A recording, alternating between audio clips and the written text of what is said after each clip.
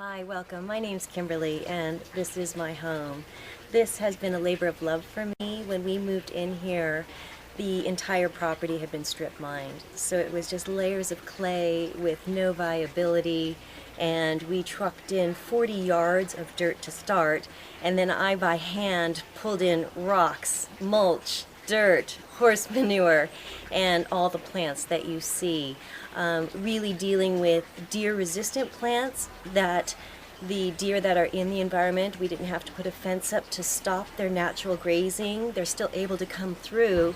And this last year, we met Floppy. He has one ear that had been damaged somehow, and we actually fed him up on the lanai right outside our bedroom. So it was really charming, and it's just been an exciting, wonderful trip that just keeps changing.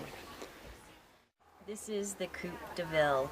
So what we did is we took the materials from our house and we repurposed them and we built them into a coupe. As you might be able to see over here, this is actually a manzanita branch, so that the chicken, when they do roost at night, they have a natural placement for their feet, which is much better for them than just simply a beam going across.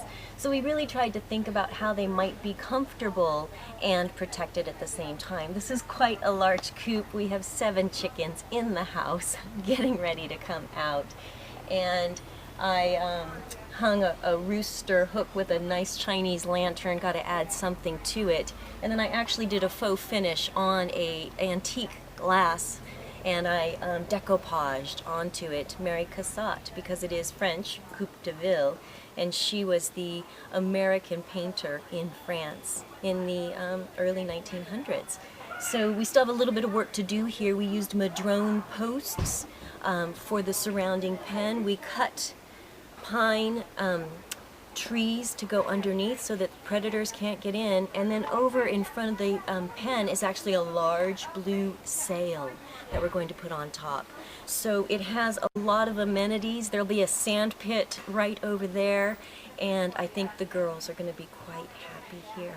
So we're really excited and we can't wait to add this into the garden.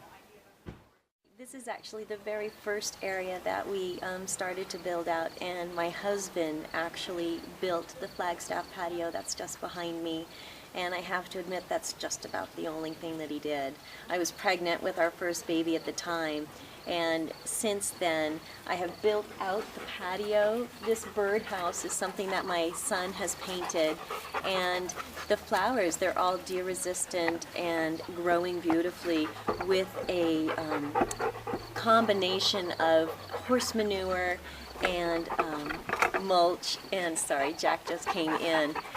And so it's a wonderful place to be, and the children love to be here, and I don't know if you can hear it, but there's actually a small pond just beyond. So when you're sitting out here having coffee in the late afternoon, reading a magazine, or maybe even taking a nap, then you can hear the delicious water and feel the coolness, and there's climbing roses up on the pergola that lend scent, and it's just wonderful. So thank you very much for coming into my garden. It was a pleasure sharing it with you, and I hope that you might go out and learn to garden organically without pesticides or herbicides, so that you can have hummingbirds, bees, all the different kinds of insects that create an ecosystem so that you don't need to use pesticides. Thank you so much. Bye-bye.